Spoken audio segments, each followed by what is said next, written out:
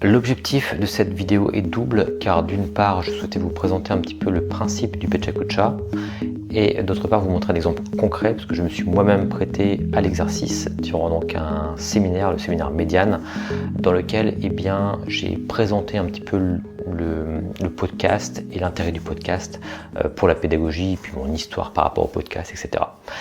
Donc dans un premier temps, je vais vous décrire ce qu'est le Pechakucha. Ensuite on verra le Pechakucha très concret qui a été donc filmé durant la présentation. Et ensuite on conclura tout simplement cette vidéo.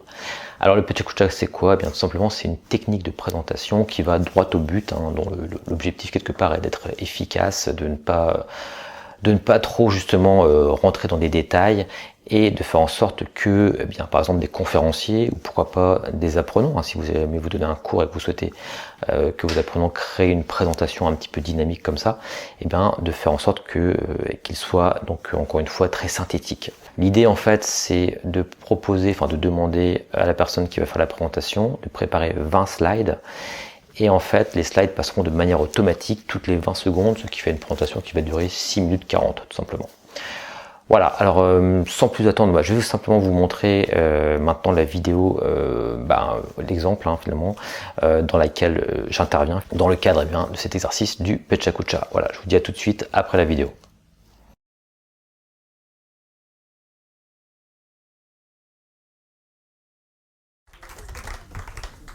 Allez, c'est parti.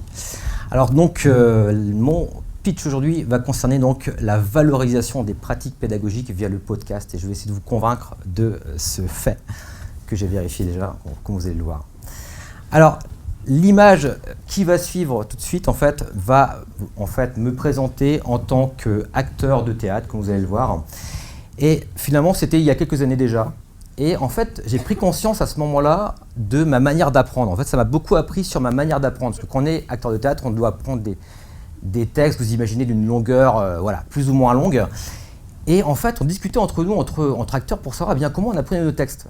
Et finalement, ce qui est ressorti de ça, c'est que pour moi, c'était une musique, en fait. Voilà, j'avais la gestuelle, la musique, etc. Et je ne savais même pas, à la limite, où était mon texte.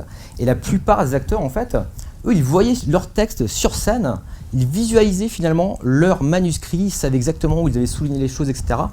Et là, je me suis dit, waouh, c'est vraiment incroyable de voir à quel point on peut avoir des profils cognitifs différents du point de vue de l'apprentissage. Et moi, je me suis donc du coup plutôt situé du point de vue auditif et kinesthésique, pas mal également, mais assez peu finalement visuel. Alors, c'est des théories qui sont un petit peu remises en cause aujourd'hui, mais en tout cas, pour moi, ça a été vraiment assez flagrant et je voulais vous en faire part aujourd'hui. Et par rapport à ce profil-là, également, il y a quelque chose qui confirme un petit peu cela, c'est que j'apprends beaucoup finalement par l'audio. Notamment, je consomme énormément de vidéos YouTube par exemple, mais également des livres sur Audible. Je ne sais pas si c'est quelque chose qui se fait beaucoup dans l'assemblée, mais en tout cas, moi, j'en écoute beaucoup. J'en lis également, un petit peu également, et je fais également beaucoup de podcasts. Au-delà de ça, je produis également beaucoup de contenu vidéo. D'accord, donc j'ai fait notamment des chaînes YouTube, des formations plutôt professionnelles avec notamment LinkedIn Learning par exemple, et des cours en vidéo pour mes étudiants parce que je suis ingénieur pédagogique mais également enseignant en fait, je suis chargé de cours. Et l'an dernier, je me suis dit, donc je venais d'être embauché à l'IMT, je me suis dit, j'avais donc un cours à gérer au niveau de Master 2 à Rennes 2 et je devais le faire à distance. Je me suis dit, tiens, mais pourquoi ne pas faire des podcasts pour ce cours-là justement, parce que moi j'adore les podcasts. Je me dis, ok, on va essayer. Donc je me suis dit, tiens, je vais faire le concept de pod-cours.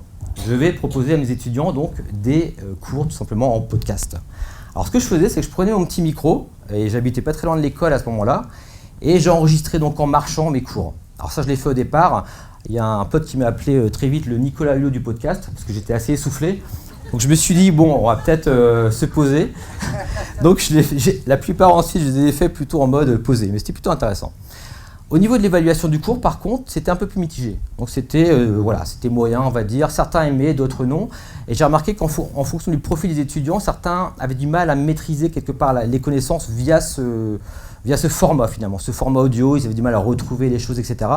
Donc voilà, j'en ai pris note et je me suis dit, c'est peut-être pas l'idéal.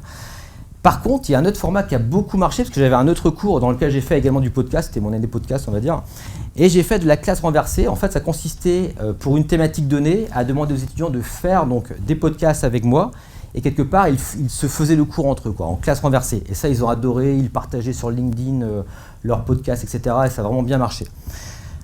Ceci dit, le podcast que j'avais commencé à créer, moi, personnellement, j'avais envie de le continuer. Et je me suis dit, bon, qu'est-ce que je vais faire ? Je me suis dit, je vais passer sur un format plus classique. Je vais interviewer des enseignants, ce que ça s'appelle le Pédagogcast. Donc, j'ai interviewé des enseignants, par exemple John, qui est ici dans la salle, sur l'utilisation de boîtiers de vote, sur la réalité virtuelle. Alors, c'est bien tout ça, mais on se fait un petit peu chambrer également par les collègues. Parce que j'ai des collègues assez taquins. Donc, par exemple, vous voyez, sa passion du moment a 2 doigts de se transformer en un énième podcast. Voilà, ce que je reçois sur ma boîte mail. Bon, évidemment, la personne s'appelait Julien en plus, donc ça tombait bien.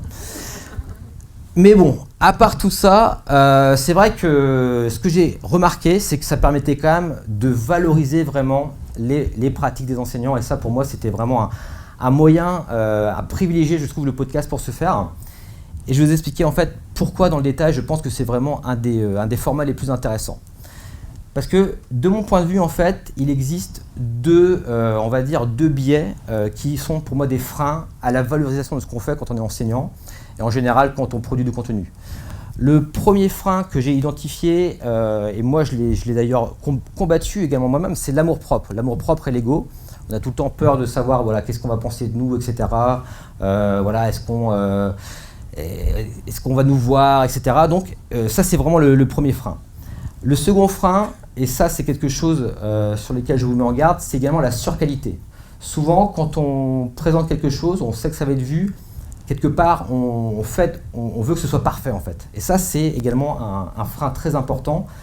Et moi ce que je conseille vraiment aux enseignants dans ces cas-là, c'est que c'est pas grave, c'est pas parfait, on va quand même en parler, il faut quand même valoriser ce que vous faites. Et ça pour moi c'est vraiment un biais, comme on dit, la phrase le mieux est l'ennemi du bien, ça se prête également je trouve à ces questions de valorisation. Et je trouve que justement ce format podcast est très minimaliste et permet quelque part de supplanter ces différents biais. Pourquoi ? Parce que c'est sur un format conversation, donc on n'est pas dans le perfectionnisme, mais souvent sur une conversation. Et d'autre part, il y a uniquement la voix finalement qui est en jeu, donc il n'y a pas cet aspect image, on peut limite enregistrer un podcast chez soi, etc. Tranquillement, voilà. Alors l'avantage de faire du podcast également, c'est qu'on est invité dans d'autres podcasts, et notamment j'avais fait un podcast avec Yannick Raffnel sur la question du podcast. Et j'avais découvert un super matériel de podcast. Et je me suis dit, waouh, c'est génial, on était vraiment dans une émission à 3, super immergé. Du coup, on a investi dans ce matériel-là. Et mon but aujourd'hui, et c'est pour ça que je vous fais également ce pitch-là, c'est de lancer en fait une vaste campagne, on va dire, de podcast au niveau de la cartographie des pratiques pédagogiques de l'IMT. Donc c'est vraiment mon but, c'est pour ça que je vous présente ça aujourd'hui. Et pourquoi pas également de le valoriser au niveau de l'académie des transformations éducatives. Et là, j'ai une question à vous poser. Admettons que vous êtes enseignant, enfin vous êtes pour certains enseignants, vous avez une pratique pédagogique qui est assez intéressante. Est-ce que vous seriez partant que je vienne vous voir, on le fait à distance, et qu'on enregistre un podcast ? Oui ou non ? Vous pouvez lever la main pour ceux qui sont OK. Voilà, donc c'est bon, on photographie les gens s'il vous plaît. Voilà, merci beaucoup et à très bientôt. Voilà donc l'exemple que je voulais un petit peu vous montrer, comme ça vous avez en même temps appris des choses également sur le podcast, ça fait quelque part d'une pierre deux coups. Donc encore une fois, n'hésitez pas à tester ce format-là avec vos apprenants, si vous êtes enseignant, ou avec des intervenants, si vous êtes organisateur d'ailleurs de séminaires, ça peut être très intéressant.